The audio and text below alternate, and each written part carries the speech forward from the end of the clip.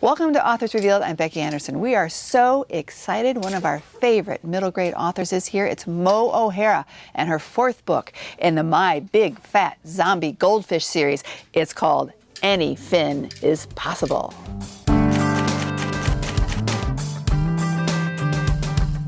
Well, Mo, welcome to Anderson's in Naperville. It's so great to have you here. I'm really excited. I'm loving this. I'm wandering around going, ooh, I like that. I like that. Yeah, it's great. It's really nice to be here. And I want to thank you. You did some school events with us today, too. So I heard they went really well. So it was buzzing. I got to both schools. They had done like all these arts and crafts stuff for Frankie, and I was made to feel so welcome, and the kids were so buzzed, and they had, it was, my assemblies and stuff are very interactive, and the kids were all really up for it, so it was great. I like it when there's a bit of a oomph in a school. And kids love that, and we love authors that do that too, because it makes the kids love the books even more, which is, because your personality behind it is so much a part of it too.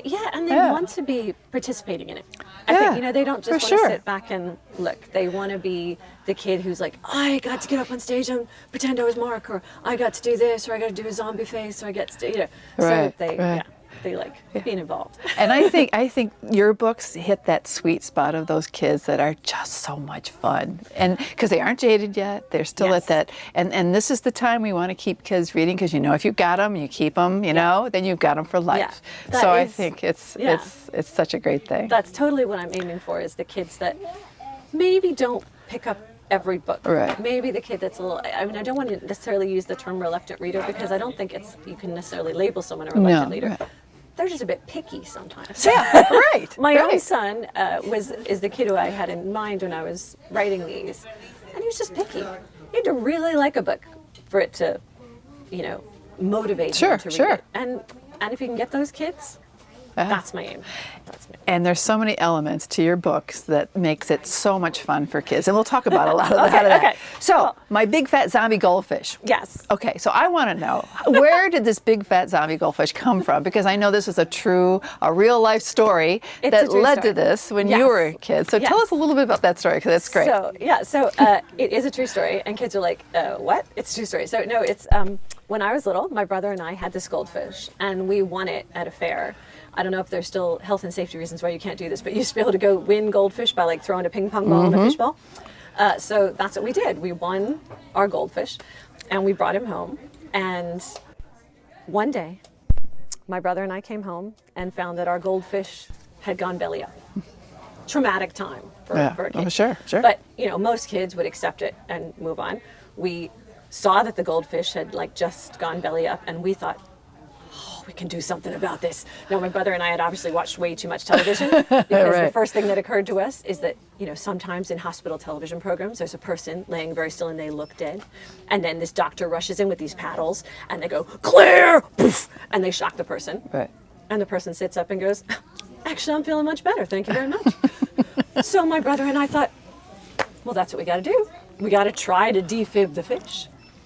And we got the battery from my brother's alarm clock. We laid the fish down, and we touched the battery to the fish. And that fish woke up, started thrashing around. We stuck him back in his bowl, and the fish lived like another year after that. That's incredible. So this is like... Did it do anything weird? Or is no, it pretty so much, so the artistic license is, like I've always say to the kids, my kid didn't come back as a zombie. He didn't start jumping out of the bowl and biting people or anything. But, I asked myself, what if, when my goldfish came back, what if he came back a little bit wrong? And that's how the zombie goldfish got started. And so now here in the States, we have number 4. Yes. And this is Any Fin is Possible. Any Fin is Possible. Bad puns. Bad puns in all the books. Oh, they were so much fun. Oh, I love them. Believe me, I'm the queen of bad puns. So Any Fin is Possible is, I'm really excited about. It actually has 2 of my favorite, because all the books had these 2 stories thing in them, which was a conscious decision. Like, we wanted younger readers to have the kind of feeling of achievement, like I did a whole story, I read a whole story, and I've had kids come up to me going, I read a whole story in one day, and that feeling of achievement for them is like, this is great. But for an older kid, a 10-year-old or something, to pick it up and go, that's actually a chunky book that I'm not ashamed to carry around. It doesn't look like a little reader. It's a fairly chunky book. So it was done on purpose, and it's got. So this one actually has 2 of my favorite stories now. Yeah, because so you have two stories for the price of one in one stories for the book, price of one. which is so great. I think it's a great idea, and kids do love that because they've achieved something Yeah, when they've got to something. the end of one. That's and then right. They're like, oh, but the book isn't over. I can still have more. And the wonderful thing is, this book is out, number 4, but also you have a picture book out. Yes. So the picture book is like, I feel like I owed it to Sammy, the character. So the main books, the fiction books, and Anything is Possible, follows the story of Tom and Pradeep, and they're best friends, and their adventures with the zombie goldfish. Pradeep's little sister, Sammy, who is only 4, is very active in the books, but I always thought like she had her own story to tell, and she never kind of got to tell it. Yeah. So the picture book is her story. Yeah. It's her story with the zombie goldfish and the vampire kitten, who is again one of my favorite characters. And when I go into schools, Fang is like the one that they're like, oh sure, we want to be Fang, and Fang is based on my own cats at home. Right. Yeah.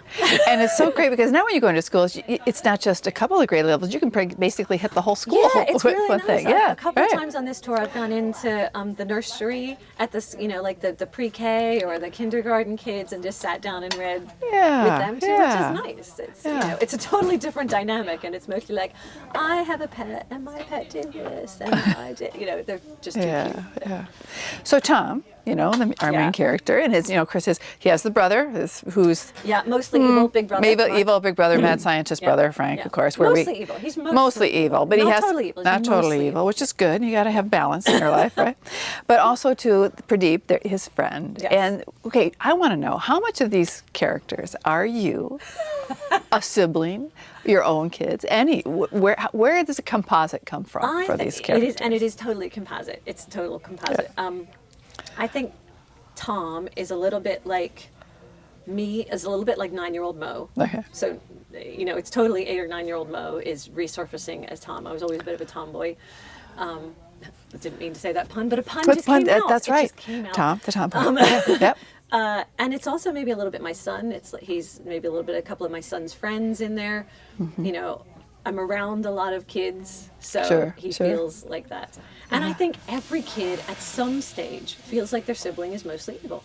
Oh, cool. Well, at some that's point, absolutely they true. grow out of it, hopefully they grow out of it. Yeah, but right. at some stage you think, they're doing everything, to me. Yeah. Everything is against me.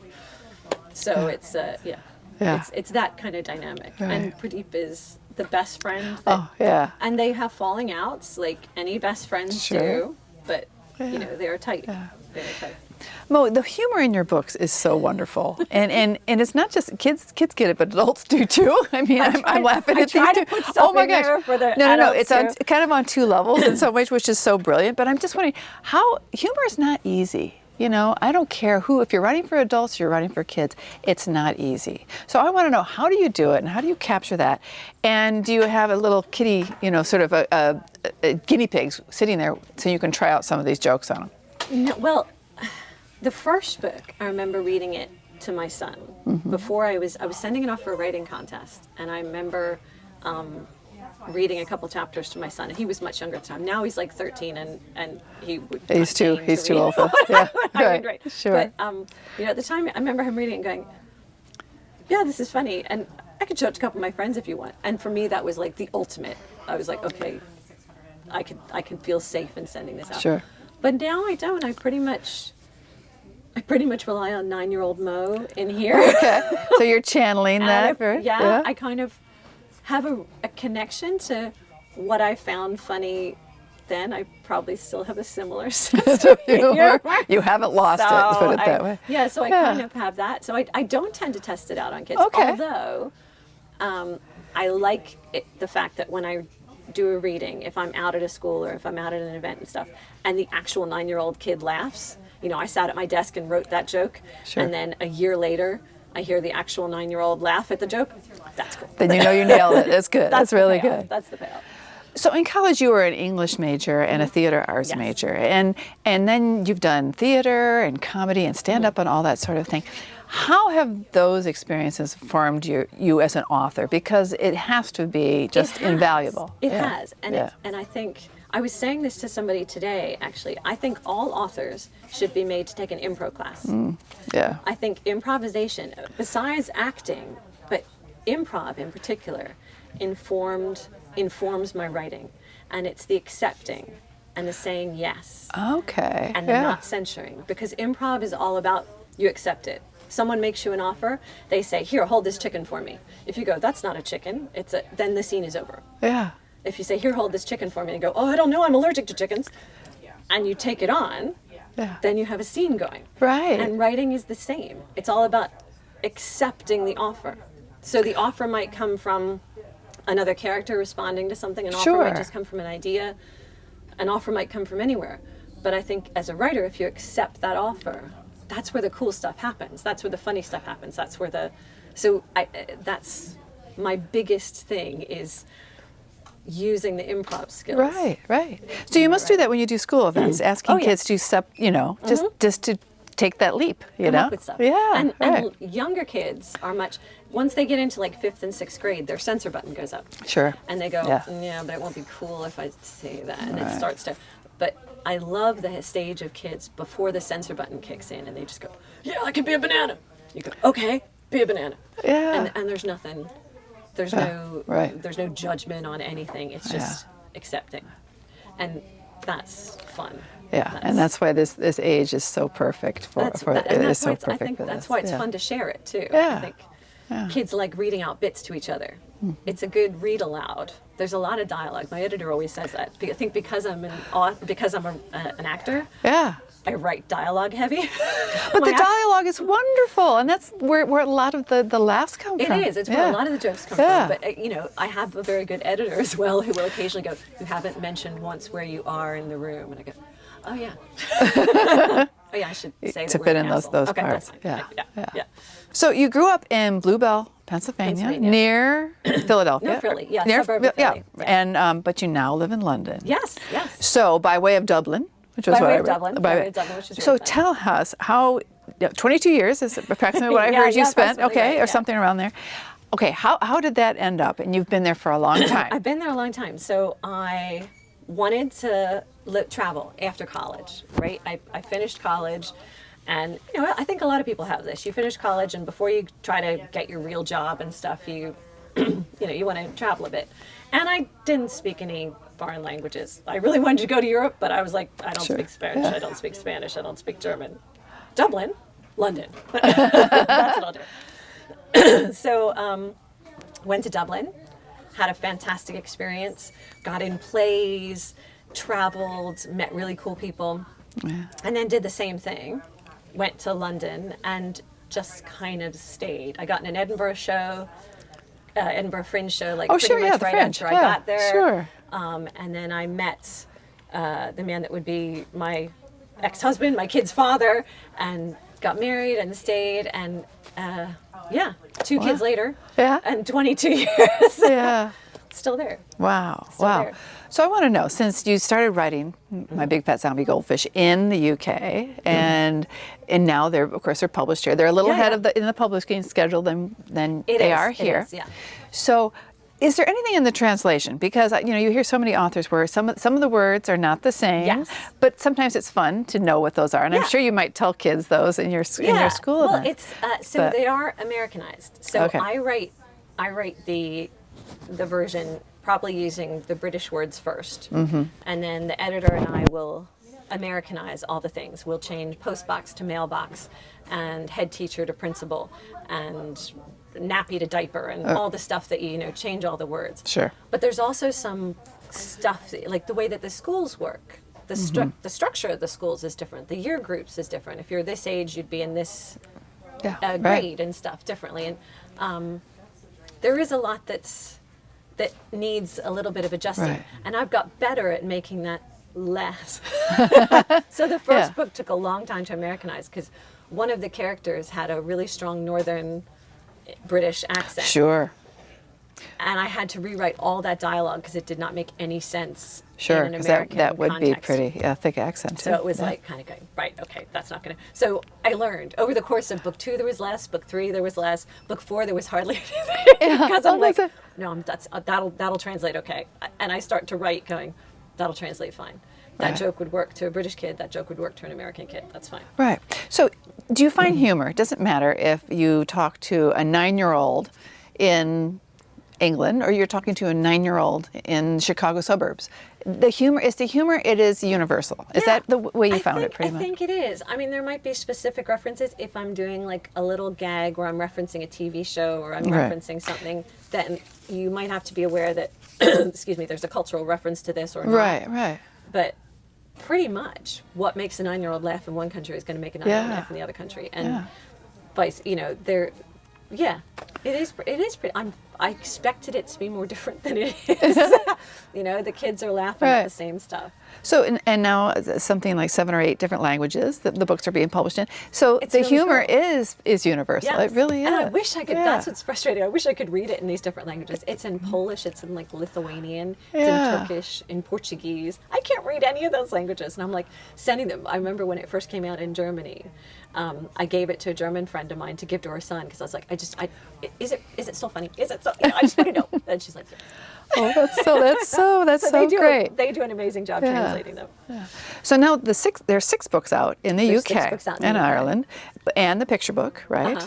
And we're on number 4. You're on number 4. So it's a little bit behind. And your publisher is Macmillan in the UK, but, well, it's published by Firewall and Thumbs, but it's still distributed. An imprint of Macmillan. An imprint of Macmillan. So is there any difference when you work with your publisher here or your publisher there? And when you're doing the different edits just to change from the U.S. market to a UK market? There's a primary, they choose who's going to be the primary editor. So I have a primary editor in London, actually. So Rachel works with me in London, and she edits the copy, and then Holly takes it over for the Americanization. Yeah. But if it could have been the other way around. It's just that that's the way it works. So it was great. But I mean, it is a very collaborative thing. Right. And I think I'm used to that as an actor as well. I like the collaboration. I like this. I'm used to working with the director. So I like the fact that the editor is saying, yeah, but what if you do this? And I go, okay, but what if you do this? And you come to a third option that neither of you would have thought of. Right, sure. She suggests this, I suggest this, and we go for that. Yeah. And it works. Yeah. It works. Well, and it's fun. I like and interesting enough, before we sat down, you introduced me to your agent, who is from... Who lives in Chicago She lives in Chicago now. So you guys have sort of switched countries. We have, which is great. And when File and Friends said that I was coming over to Chicago, I was like, yay, I can see my agent. So it worked out great. Part of the fun, the really wonderful part about these books is the illustrations by Merrick. And say it again? Yagukski. I knew I was going to say it wrong. Yeah. So I want to know, how did the two of you meet? How did you end up collaborating together? Because the visuals are amazing. Are fantastic, and they really make you laugh. And want to know if you work together on some of those visuals. No, well, in the first, actually, it's hard to say. We met a year after the books came out. Okay. So the publisher puts you together, and it's down to the publisher to kind of go, you know what, your writing style and Merrick's visual style will work really well together. And they presented me his stuff, and I just went, that's so funny. And I did have some like illustration notes in there, like there, and then there could be a visual gag about this. But independent of that, Merrick has umpteen funny things that he does that he puts in. And like you were saying, things for grown-ups as well as things for, there's allusions to like a movie or something, and you'll you go, that's a little Indiana Jones moment, or that's a little whatever that he's put in. A little comic book thing, or there's various things that he puts in that are just fun visual gags that are independent of the story but just ping. And I think that's what kids really connect with. I think they can really visually connect. And it's nice for kids that it's not an intimidating read. They're getting the visual stimulus and they're getting the words. And now he's illustrated the new picture book too, which is so great because he knows this. He knows the characters, and again, there's all sorts of little things in there. So like, there's one point where Sammy's just walking across the page, but there's a family portrait, and the family portrait has Sanj, the evil big brother, kind of glaring. and there's all these things of Fang kind of being really sneaky and sneaking in, and there's just loads of little cool things that are going on. And in the original series, I love on the corner the flip books. They're so fun. They're really fun. I think kids love those. They love flip Booksellers books. don't like them as much because you get a lot of dog-eared copy. I know, but that bottom right-hand corner, playing with those, I played with them a lot. And it's different. I love guilty. the one for this book. It's the Egyptian one. So it's Frankie doing a little Egyptian thing. dance, sort of like That King Tut just thing got me so going happy on. when they said that's the one that they were choosing to do. Okay. So with the picture book, writing a picture book, people think it's so easy, and it is not. It is so not. It's so So hard. how was the difference for you going from sort of middle grade to writing the text of a picture book? Like night and day. Like night and day. It's more like writing a poem. Because your word choice has to be so selective. You don't have that many words to use. You have to be so precise about what you say. You can't have a single wasted word. Right. And you can't tell the entire story. You have to tell half the story or less because the pictures are telling so much more of the story. So it was a real learning curve for me. It was my first ever picture book. Yeah. And it was a real learning curve for me, but I love the process. And it's much more, Marek had much more kind of collaboration in there, and the art director as well. So I'm working with the editor, and he's working with the art director, and then the two of us are kind of coming together. So it was much more of a very collaborative process on that. You take the text, and then you see how it's going to work with all the visual stuff. I found it a fascinating process. Oh, that's that's so great because it's not easy to get.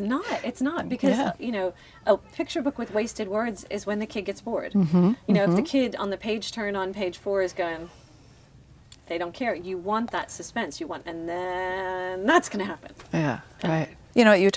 I always think when I think of these books, I think fish stories, and people tell their fishing stories. They're wild. Like, I caught this big, but it was really this big. Yeah, right. Yeah. But those kind of stories. So I want to know, and the comparisons is calling this Finding Nemo meets Shaun of the Dead. Yes. I loved hearing that. About these books. Yes. But you must hear the funniest stories from kids about pets that have died or things maybe they've tried to resuscitate them. I get told some very good pet resuscitation techniques. I had a kid tell me that her dad crumbled a little bit of Alka-Seltzer into the fishbowl, and that pepped up the fish. And I was going, well, it's effervescent. Yeah, I can totally see that. Has little bubbles or something? I've heard a really effective fish resuscitation technique where you turn the fish over properly in the water if the fish has gone belly up, and you kind of push them back and forth in the water like a little toy car, and you do that for a while, and it forces water through their gills. It's like doing mouth to mouth on the fish.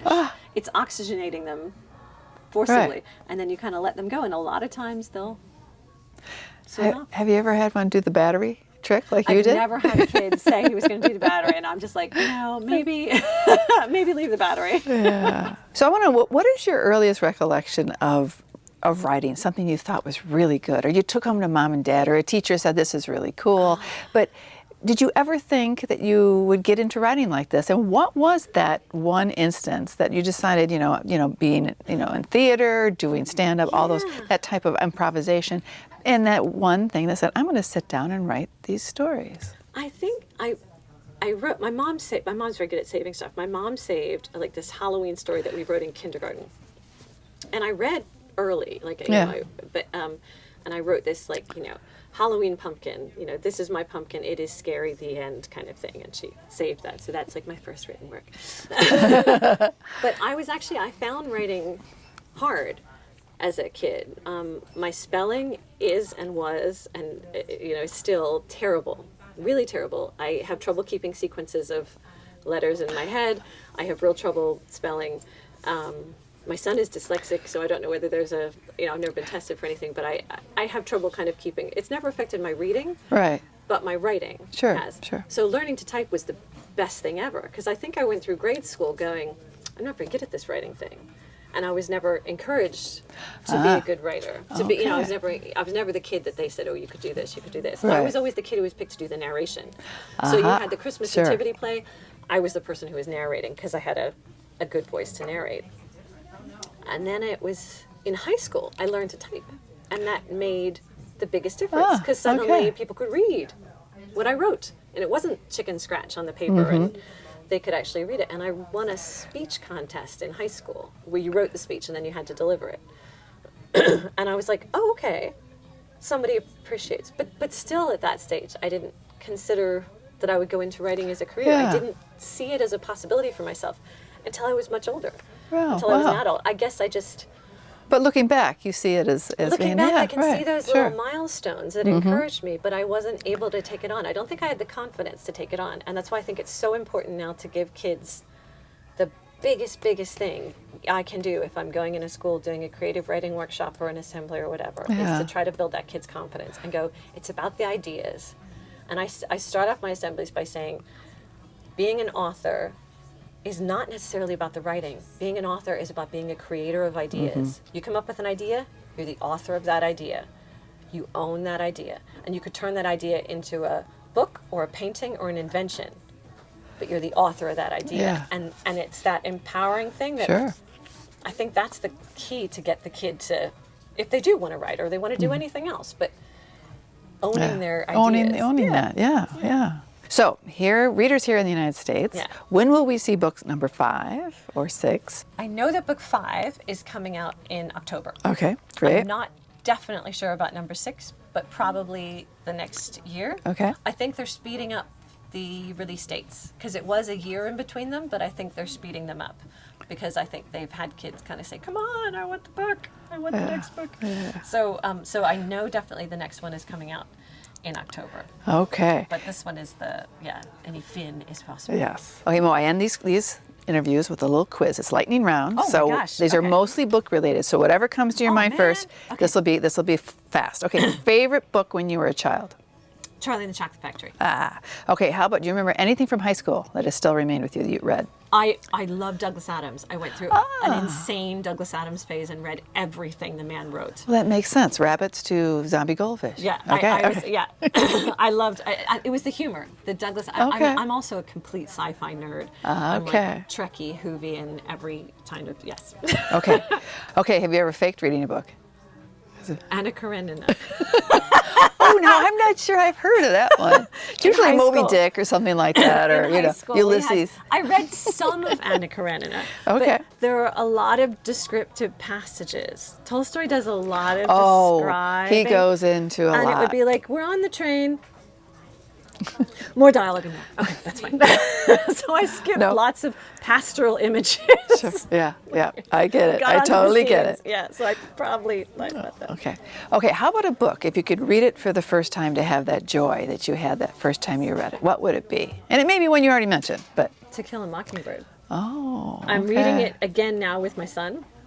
We're reading a chapter Yeah. kind of tag team because I didn't want to read the next one until I had reread To Kill a Mockingbird. Okay. So, Okay. and my son is at the age where he could enjoy it now. So, Okay. so I am rereading it, and as I'm rereading it, I am experiencing some of the Yeah. that little spark. Okay, how about a book when your two kids were really young that you loved to curl up with? The picture, but they loved this Gary Parsons book called, and I don't know if he's really big in England. I Yeah. don't know if he's an illustrator or an author. I don't know how big he is Yeah. over here, but he had this book called Krong. Okay. And it was about this little kid whose parents were aliens, but you don't know they're aliens until the end. And it was one of those real reveals. You know how picture Yeah. books are so good at doing Sure. that? And then, Then you get at the end. and my kids loved that. And anything you're reading now or read recently that you really enjoyed? I'm reading Liz Dieger's Judged, which is, again, kind of fantasy, YA fantasy. And I just read Tina Fey's. The Bossy Pants. Bossy Pants, right, yes. So I read a lot of young fiction and YA, and then I will go on and I will read, I'll read maybe 3 to 1 for Sure. every adult book that I read. I'll read young fiction and YA. No, that sounds great. Okay, 100% A+. Okay. Oh, Well, wow.